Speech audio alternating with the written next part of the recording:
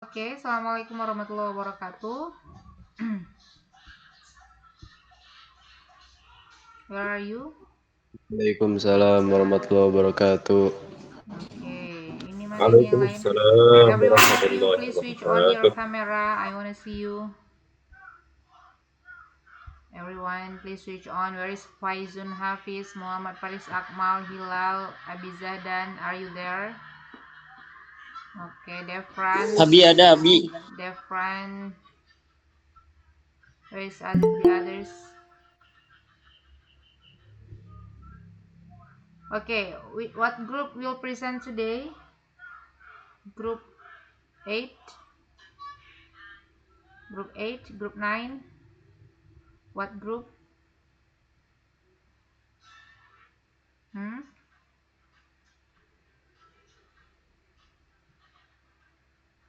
Nggak ada yang hari ini presentasi kelompoknya. Ada mem. Ada mem Defran. Defran. Iya Defran. Ayo kita presentasinya hari ini aja, besok baru kuis. Yuk, ada kelompok berapa itu?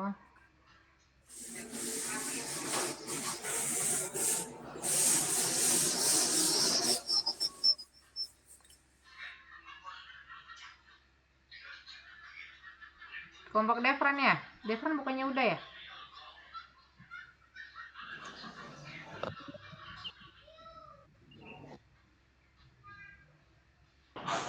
Belum mem. Belum. Defran siapa temannya?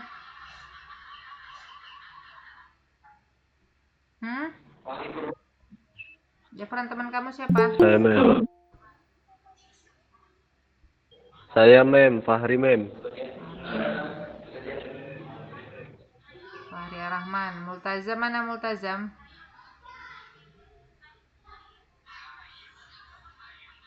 Tabah mana Tabah? Nggak masuk mem. Tidur.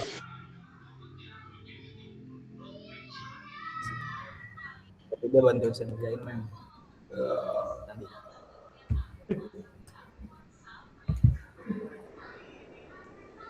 Ada kan? Ada nggak di? Ada mas. Oke, silahkan dimulai saja, Defran. Dimulai saja biar cepet deh. Oke, dimulai saja ya. Oke, baik teman-teman.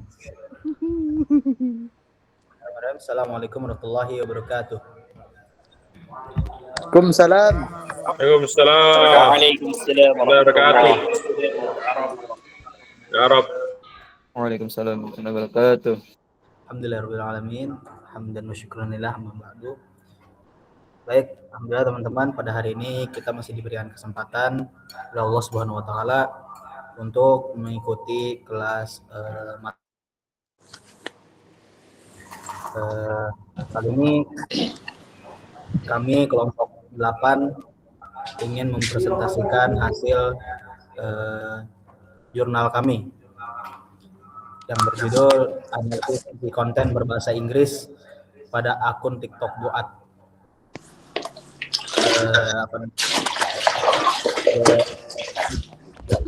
Saya langsung mulai ya.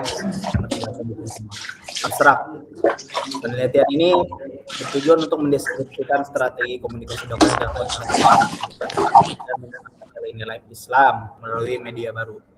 Di era digitalisasi, penggunaan bahasa Inggris dalam konten dakwah menjadi instrumen krusial untuk menjangkau audiens global. Dan Mantap. Hah? Ya udah. Duh, sampai mana lagi tadi? Penelitian ini menggunakan metode kualitatif deskriptif dengan pendekatan analisis isi. Data dikumpulkan melalui observasi terhadap unggahan video pada akun TikTok Duat yang menggunakan bahasa Inggris sebagai pengantar utama. Hasil penelitian menunjukkan bahwa Duat menerapkan strategi dakwah yang adaptif dengan mengintegrasikan narasi bahasa Inggris yang sederhana, teknik penyuntingan video yang dinamis khas generasi milenial, dan pemilihan tema pesan yang bersifat universal seperti motivasi, spiritual, dan akhlak. Penggunaan bahasa Inggris dalam akun ini tidak hanya berfungsi sebagai alat komunikasi, tetapi juga sebagai strategi untuk melakukan internasionalisasi dakwah dan mendekonstruksi stereotip negatif terhadap Islam di ruang digital. Baik, langsung pendahuluan. Perkembangan teknologi informasi dan komunikasi di era globalisasi saat ini telah menjadi kemajuan yang sangat pesat, di mana hampir seluruh aspek kehidupan manusia telah berpengaruh oleh penetrasi internet yang masif. Kehadiran ruang digital telah menciptakan paradigma baru dalam komunikasi manusia, yang memungkinkan individu di berbagai belahan dunia untuk saling berinteraksi secara instan tanpa dibatasi oleh sekat ruang dan waktu. Fenomena ini membawa masyarakat modern masuk ke dalam era disrupsi, sebuah masa di mana perubahan terjadi cepat dan memaksa sebagai sektor, termasuk pendidikan, keuangan, hingga komunikasi keagamaan untuk melakukan adaptasi fundamental agar tetap relevan. Dalam konteks ini, media sosial bukan lagi sekadar platform untuk berbagi cerita pribadi, melainkan telah bertransformasi menjadi sarana strategis untuk penyebaran informasi, motivasi hidup, hingga pencerahan spiritual melalui dakwah keagamaan. Salah satu platform media digital yang mengalami pertumbuhan paling signifikan dan paling menarik perhatian dunia adalah TikTok. Siapa yang nggak pakai TikTok di sini? Sebagai aplikasi yang berbasis pada konten video pendek kreatif, TikTok telah berhasil menjangkau audiens yang sangat luas, terutama dari kalangan generasi milenial dan generasi Gen Z. Karena apa? Karena rata-rata pengguna TikTok itu milenial dan generasi Gen Z. Di Indonesia sendiri, jumlah pengguna TikTok telah mencapai angka 30 juta penduduk, yang artinya sekitar 10 atau 20% dari penduduk Indonesia sendiri, yang menjadikannya salah satu kekuatan besar dalam pembentukan perilaku dan opini masyarakat. Meskipun pada awal kemunculannya, TikTok sempat menuai kontroversi dan bahkan menghadapi pemblokiran oleh otoritas pemerintah karena dianggap memiliki dampak negatif bagi nilai-nilai agama. Yang seperti kita tahu, TikTok dulu itu merupakan platform orang nyanyi-nyanyi, joget-joget, dan segala macam yang menunjukkan negatif tanpa memberikan positif bagi penggunanya. Realitas saat ini menunjukkan pergeseran fungsi platform TikTok itu sendiri. Para dai dan penggiat dakwah kini mulai memanfaatkan fitur-fitur interaktif TikTok seperti likes, view, live, dan tagar untuk menyebarkan pesan-pesan Islam yang damai dan inklusif kepada generasi muda yang menghabiskan waktu berjam-jam sepadinya di dunia maya.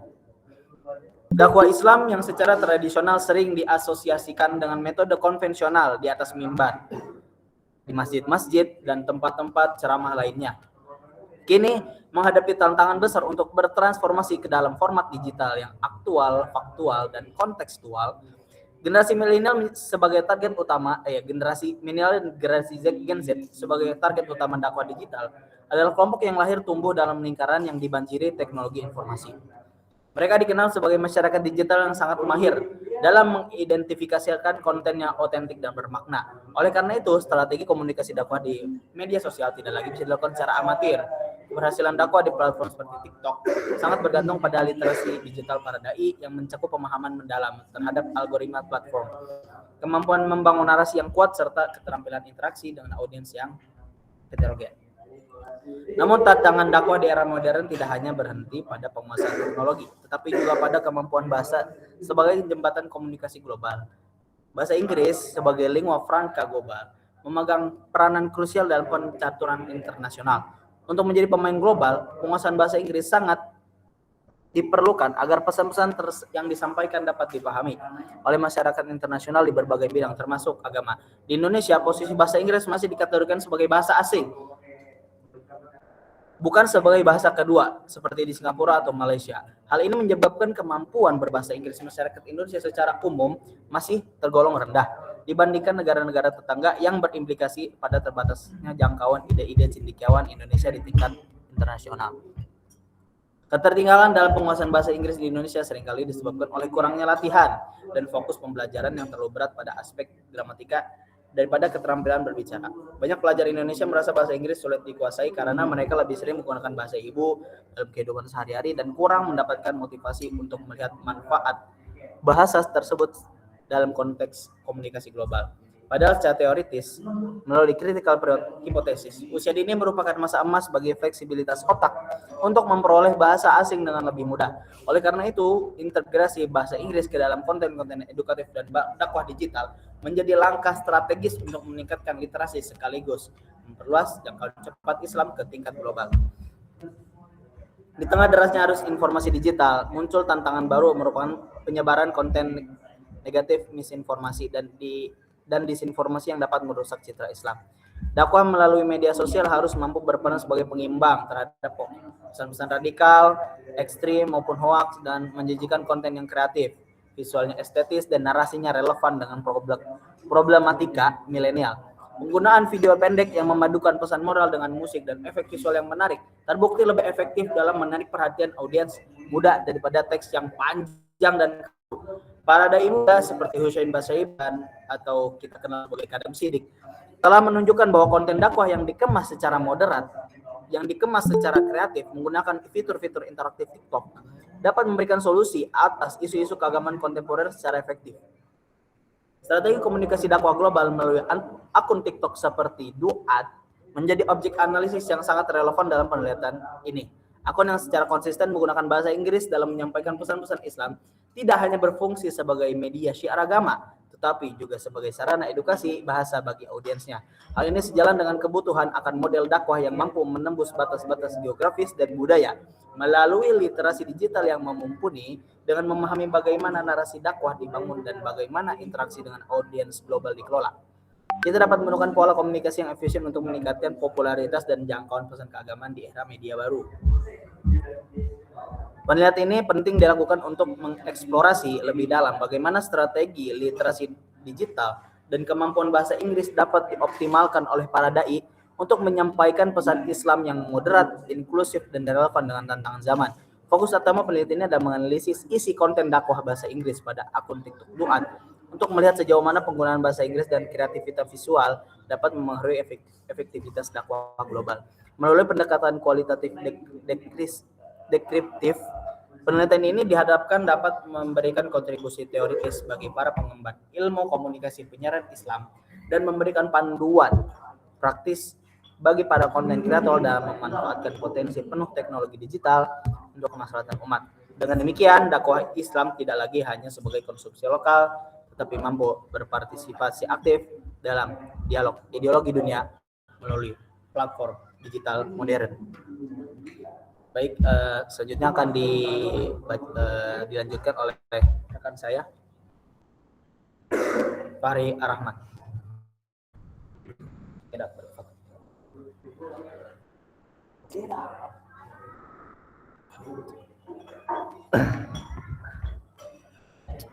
Baik, kita lanjutkan. Selanjutnya mengenai metodologi penelitian. Metodologi penelitian ini adalah kualitatif dengan analisis isi media. Pendekatan kualitatif maksudnya yaitu dengan melakukan penelitian yang menghasilkan data deskriptif berupa kata-kata tertulis dari orang atau perilaku yang dapat diamati. Penelitian kualitatif dilakukan dengan menghimpun data, mengelola, menganalisis, dan menafsirkan data tertulis. Kirk dan Miller mengatakan bahwa penelitian kualitatif yaitu tradisi tertentu dalam ilmu pengetahuan sosial yang secara fundamental bergantung dari pengamatan pada manusia, baik dari kawasannya maupun dalam peristilahannya. Jadi dapat disimpulkan bahwa penelitian kualitatif adalah cara menghasilkan data deskriptif berupa kata-kata tulis dan lisan dari orang-orang dan perilaku yang diamati. Dengan desain penelitian deskriptif analisis, yaitu kegiatan penelitian yang pencarian hanya dengan mengembangkan langsung di lapangan mengenai objek yang metode pengumpulan data menggunakan metode dokumentasi atau observasi. Teknik analisis data yaitu dengan mengamati konten dakwah dalam akun TikTok @daud. Metode analisis data adalah dengan analisis isi konten analisis. Dan analisis adalah satu teknik dalam pengambilan kesimpulan dengan mengidentifikasi berbagai karakteristik khusus suatu pesan secara objektif dan sistematis. Analisis isi adalah suatu teknik penelitian untuk membuat perujukan pengenalan karakteristik tertentu di dalam teks secara sistematik dan objektif. Kita lanjut ke pembahasan. Yang pertama, profil dan gambaran umum. Akun TikTok bernama Daud sejauh ini Duat sejauh ini memiliki follower sebanyak 205.200 followers. Memiliki likes sebanyak 3,8 juta likes dan mengikuti 4 akun. Bergabung dengan TikTok pada tahun 2026 dan memposting video perdananya pada tanggal 3 Januari 2026.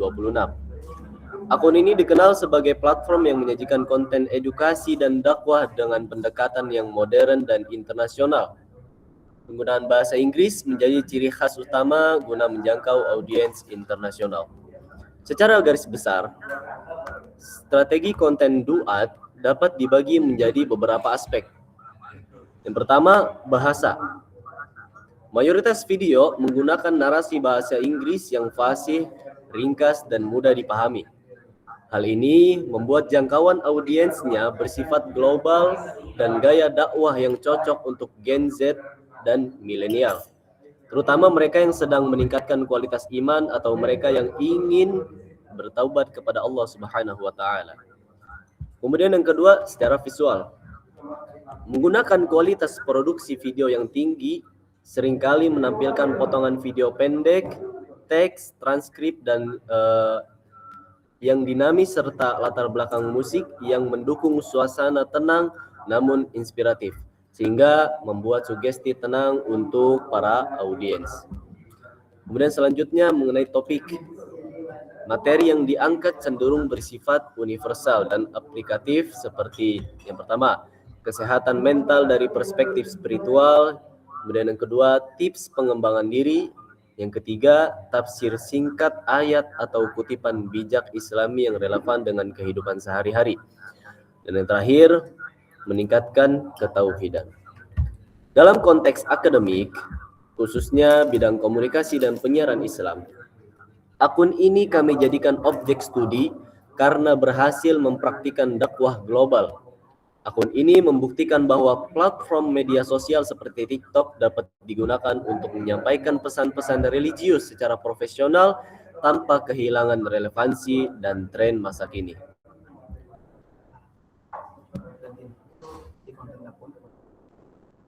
Isi konten dakwah remaja dalam akun TikTok @duat periode bulan Januari sampai April tahun 2026. Unggahan video TikTok yang diupload pada tanggal 10 Januari 2026 melakukan komparasi antara kisah Nabi Ayub yang diuji dengan penderitaan dan Nabi Sulaiman yang diuji dengan kemewahan. Meskipun berada pada kondisi duniawi yang sangat kontras, Allah menyematkan gelar yang sama pada keduanya, yaitu Awwab yang berarti hamba yang sebaik-baiknya, karena selalu kembali kepada Allah. Hal ini memberikan pelajaran edukatif bagi remaja bahwa kemuliaan seseorang tidak diukur dari status sosial atau kekayaan, melainkan dari konsistensi untuk tetap patuh dan kembali pada aturan Tuhan baik dalam keadaan lapang maupun sempit sebagaimana terekam dalam Al-Quran surat Shad ayat 30 dan 44. Gelar ini disematkan Allah dalam Al-Quran surat Shad ayat 30 untuk Nabi Sulaiman yang berbunyi, dia adalah sebaik-baik hamba, sesungguhnya dia sangat taat. Dan pada ayat 44 untuk Nabi Ayub, sesungguhnya kami dapati dia seorang yang sabar, dialah sebaik-baik hamba, sesungguhnya dia amat taat. Konten ini menyimpulkan bahwa seorang hamba yang mulia adalah mereka yang senantiasa kembali kepada Allah dalam segala situasi, baik saat mendapatkan nikmat melimpah maupun ujian yang berat. Dari kisah nabi-nabi tersebut, Allah senantiasa mengingatkan kita akan kesabaran, bahwasannya celakalah manusia jika dia tidak sabar dalam segala hal, sebagaimana yang telah Allah firmankan dalam kalamnya, yang artinya, demi masa, sesungguhnya manusia benar-benar berada dalam kerugian, kecuali orang-orang yang beriman dan beramal soleh, serta saling menasihati untuk kebenaran dan kesabaran. Quran Surat Al-Asr ayat 1-3. Unggahan video yang diupload pada tanggal 11 Januari 2026 tentang urgensi Allah dan kehidupan manusia. Dalam nasinya, membulukan kepentingan Allah, maka Allah akan mengambil alih dan memudahkan segala urusan hamba tersebut. Hal ini sejalan dengan konsep ketenangan jiwa dalam psikologi Islam, di mana ridho manusia dianggap sebagai tujuan yang mustahil dicapai, sehingga fokus utama harus dikembalikan kepada ridho Sang Pencipta semata. Referensi ini diperkuat dengan prinsip dalam kitab Al-Hikam karya Ibnu At-Tahilah yang menekankan pentingnya melepaskan pengaturan diri sendiri demi mengikuti pengaturan Allah Subhanahu wa taala yang jauh lebih sempurna. Sejalan dengan hadis riwayat Ad-Dailami yang artinya, barang siapa mengutamakan kecintaan Allah atas kecintaan manusia, maka Allah akan melindunginya dari beban gangguan manusia. Hadis riwayat Ad-Dailami. Dari hadis tersebut kita dapat menyimpulkan bahwa Allah akan selalu memudahkan segala beban yang berhubungan dengan manusia jika kita memprioritaskan Allah Subhanahu wa taala.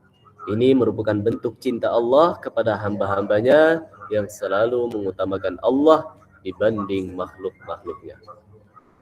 Kemudian selanjutnya akan dilanjutkan oleh rekan saya, Multazam. Silakan.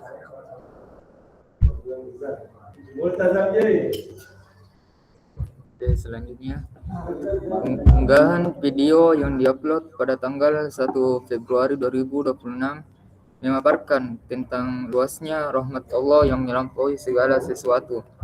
Narasi video menjelaskan pembagian 100 rahmat Allah, di mana hanya satu bagian yang diturunkan ke bumi untuk seluruh makhluk, sedangkan 99 bagian lainnya disimpan untuk hari kiamat. Pesan ini bertujuan membangun rasa optimisme pada remaja agar tidak berputus asa dari ampunan Tuhan. Mengingat sebuah hadis Qudsi menegaskan bahwa rahmat Allah senantiasa mendahului atau mengalahkan murkanya, sebagaimana telah Allah Subhanahu wa taala firmankan dalam kalamnya yang artinya, katakanlah, hai hamba-hambaku yang melampaui batas terhadap diri mereka sendiri, janganlah engkau berputus asa dari rahmat Allah. Quran Surah Az-Zumar. Dan hadits Qudsi, sesungguhnya rahmatku mengalahkan murkaku. Hadis riwayat Bukhari dan Muslim. Unggahan video pada tanggal 9 Februari 2026 yang mengandung konten dakwah berbahasa Inggris, yaitu membahas video tentang riya. Rasulullah SAW bersabda, seorang laki-laki yang menginginkan pahala dan ingin dilihat orang-orang, apa yang akan dia dapatkan? Rasulullah SAW bersabda, dia tidak akan mendapatkan apapun. Sesungguhnya Allah Subhanahu wa taala tidak menerima amalan kecuali amalan yang ikhlas dilakukan karenanya.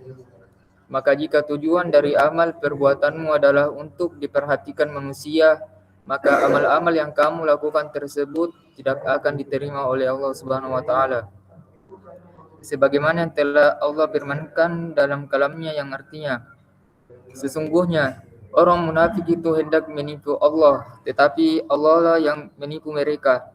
Apabila berdiri untuk sholat, mereka melakukannya dengan malas dan bermaksud ria atau pamer di hadapan manusia.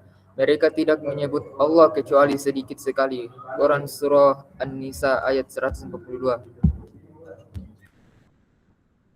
Dan pada tanggal 6 Maret 2020 penjelasan mendalam mengenai hakikat rezeki dan menunjukkan bahwa pekerjaan ini jabatan hanya bukan sumber utama yang memberi makan manusia. Penulis pesan menggunakan analogi keran air untuk membedah ilusi rezeki, di mana manusia seringkali salah fokus dengan menganggap keran sebagai sumber air, padahal keran hanyalah perantara yang jika katup utamanya ditutup oleh Tuhan, maka tidak ada satu tetes pun yang akan mengalir secara teologis. Narasi ini berlandaskan pada Al-Quran Surah Az-Zariyat ayat 58 yang menyatakan bahwa sesungguhnya Allah dialah Maha Pemberi rezeki yang mempunyai kekuatan lagi sangat kokoh, sehingga ketergantungan hati manusia seharusnya ditujukan langsung kepada Sang Pemberi, bukan pada perantaranya. Pesan edukatif ini sangat krusial bagi remaja untuk membangun mentalitas tauhid yang kuat agar mereka tidak merasa sombong saat sukses atau berputus asa saat kehilangan pekerjaan. Karena rezeki telah dijamin oleh Allah sebagaimana yang disebutkan dalam hadis riwayat Muslim, bahwa Allah telah menetapkan takdir setiap makhluk, termasuk rezekinya, 50.000 tahun sebelum penciptaan langit dan bumi. Dengan memahami bahwa pekerjaan hanyalah hijab, seorang hamba akan lebih tenang dan menjalani ikhtiar tanpa mengabaikan aspek spiritualitas. Video yang diupload pada tanggal 9 Maret 2026 membahas mengenai hakikat nilai sebagai pembeda bobot suatu amal ibadah. Dijelaskan bahwa aktivitas rutin keseharian dapat bertransformasi menjadi nilai ibadah yang berat di timbangan akhirat apabila dilandasi dengan niat yang tulus dan keyakinan yang kuat. Sebagaimana hadis riwayat Bukhari dan Muslim bahwa setiap amal bergantung pada niatnya. Video ini menegaskan bahwa derajat seseorang di surga ditentukan oleh kualitas amal dan keikhlasan hatinya. Sementara keberhasilan memasuki surga itu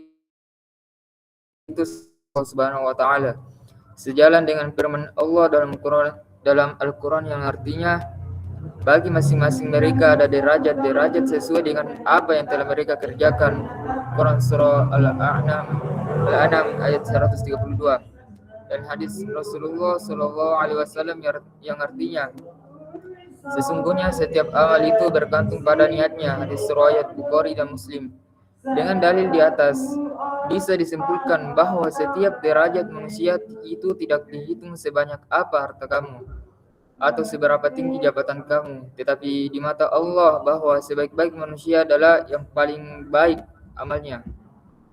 Sesuai dengan dalil surah Al-Hujurat ayat 13 yang artinya, sesungguhnya yang paling mulia di antara kamu di sisi Allah adalah orang yang paling bertakwa. Unggahan pada tanggal 6 April 2026 yang membahas konten tentang kenikmatan terbesar yang diberikan oleh Allah Subhanahu wa taala kepada Nabi Muhammad. Video tersebut membahas mengenai bentuk penghormatan atau medali emas terbesar yang diberikan Allah Subhanahu wa taala kepada Nabi Muhammad sallallahu alaihi wasallam di dalam Al-Qur'an, yang menjelaskan bahwa gelar paling mulia bagi Rasulullah bukanlah Nabi, Rasul, atau manusia terhebat, melainkan gelar Abduhu, yaitu hambanya. Bahwasanya Rasulullah juga manusia biasa seperti manusia pada umumnya. Penekanan ini merujuk pada pembukaan surah Al-Isra yang memilih kata hamba untuk menggambarkan Rasulullah dalam peristiwa yang paling luar biasa, yakni perjalanan malam dari Masjidil Haram ke Masjidil Aqsa. Menjadi hamba Allah adalah kehormatan tertinggi, karena hal itu menunjukkan kedekatan yang mutlak dengan Sang Pencipta. Pembicara menekankan bahwa inti dari ibadah dan penghormatan kepada Allah adalah kemampuan manusia untuk merendahkan diri sepenuhnya di hadapan Allah Subhanahu wa taala, sebagaimana telah Allah firmankan, Maha suci Allah yang telah memperjalankan hambanya Muhammad SAW pada malam hari dari Masjidil Haram ke Masjidil Aqsa. Quran Surah Al-Isra ayat pertama. Unggahan video yang diupload pada tanggal 20 April membahas mengenai urgensi ibadah sholat sebagai pondasi keselamatan spiritual manusia di tengah krisis iman modern. Narasi video menyoroti data memprihatinkan bahwa sebagian besar umat muslim mengabaikan sholat. Padahal sholat adalah garis pertahanan utama dalam menghadapi godaan syaitan. Penulis pesan menekankan bahwa segala nikmat yang dirasakan manusia adalah milik Allah, sehingga saat ironis jika hamba kepadanya zat yang memberinya hidup. Hal ini diperkuat dengan dalil dari hadis riwayat Tirmizi yang menyebutkan bahwa sesungguhnya amal hamba akan dihisab pada hari kiamat adalah sholatnya. Jika sholatnya baik, maka sungguhnya ia telah beruntung dan berhasil. Dan jika sholatnya rusak, maka sungguh ia telah gagal dan rugi.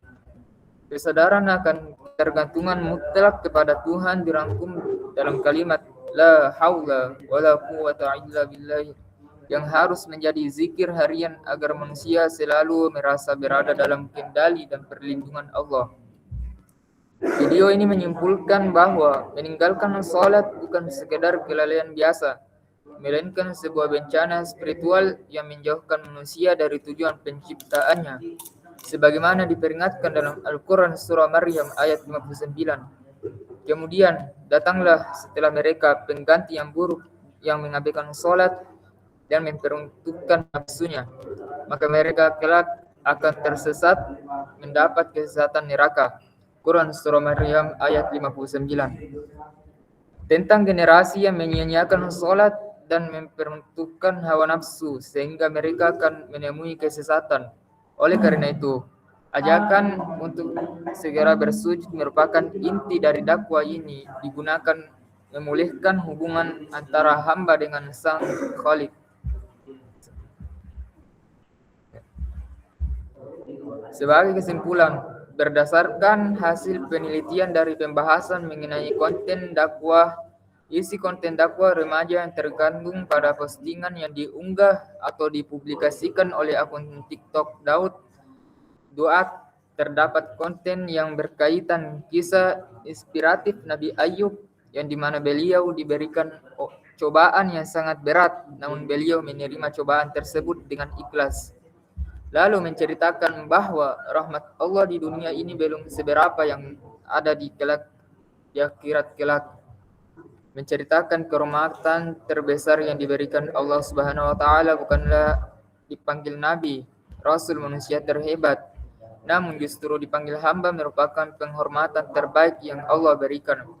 Pada intinya,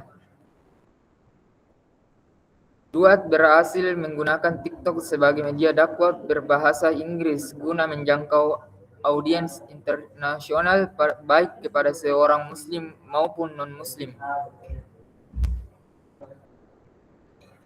Baik, hanya itu yang bisa kami sampaikan untuk presentasi jurnal kami kali ini. Terima kasih. Assalamualaikum warahmatullahi wabarakatuh.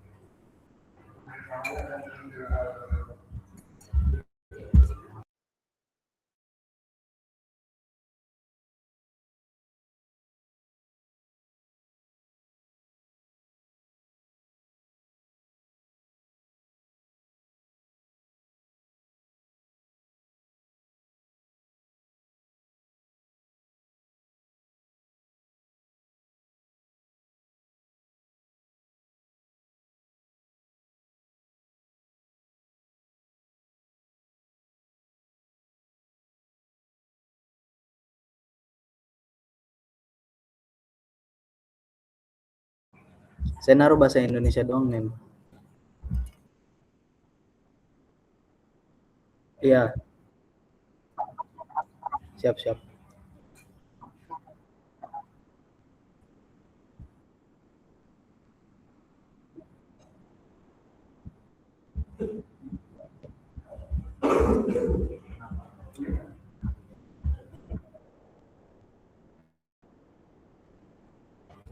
Pakai body note.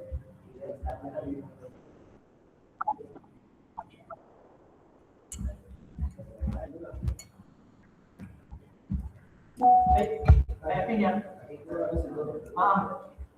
Captionnya tulisannya ini dari Zaki. Saya belum nambahin mem buat body note-nya. Iya.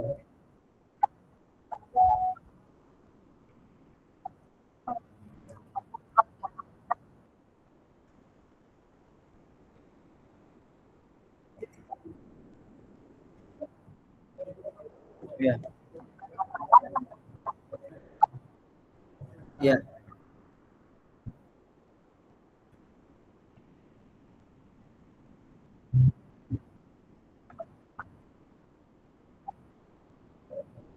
Iya. Iya sih.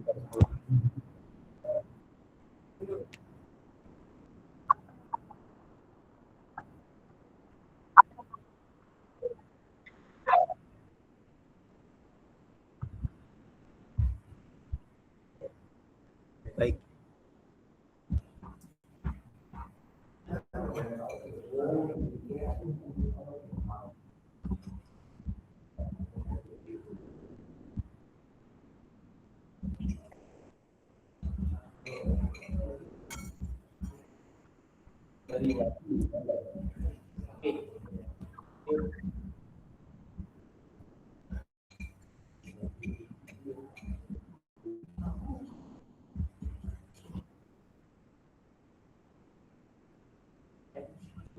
Saya buat mem. Saya buat sendiri. Saya ambil inspirasi dari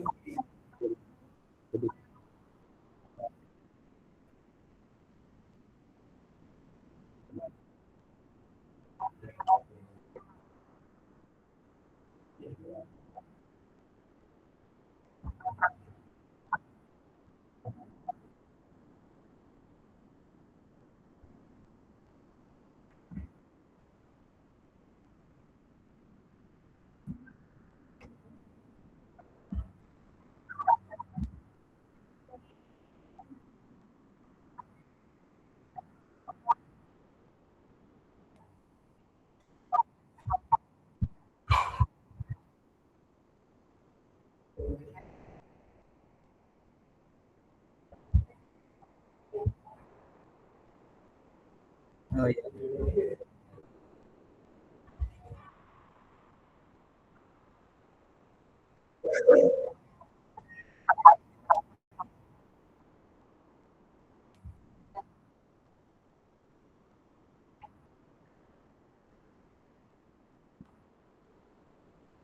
Iya.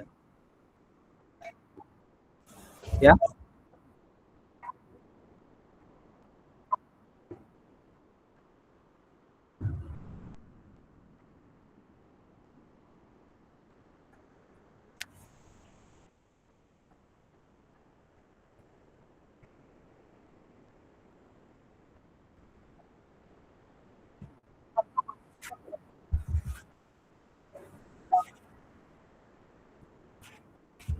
Ya.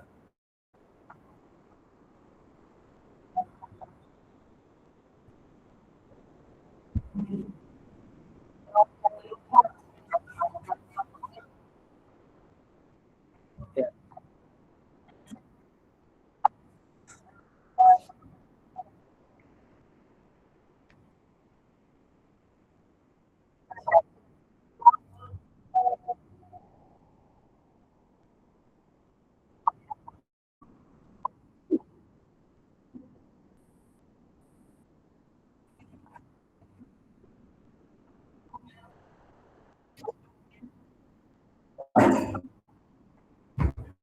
Kajian pustaka.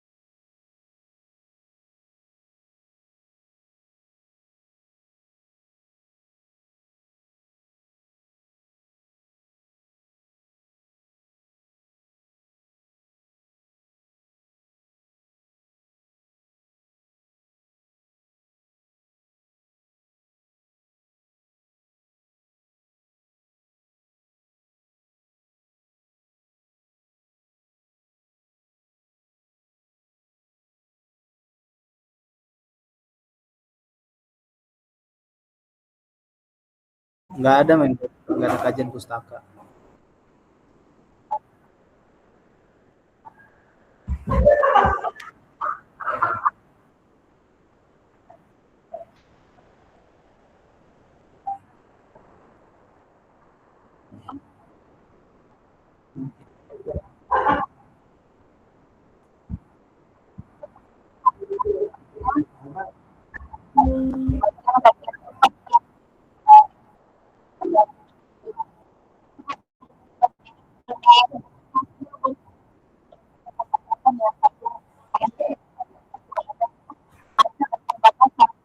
Ya,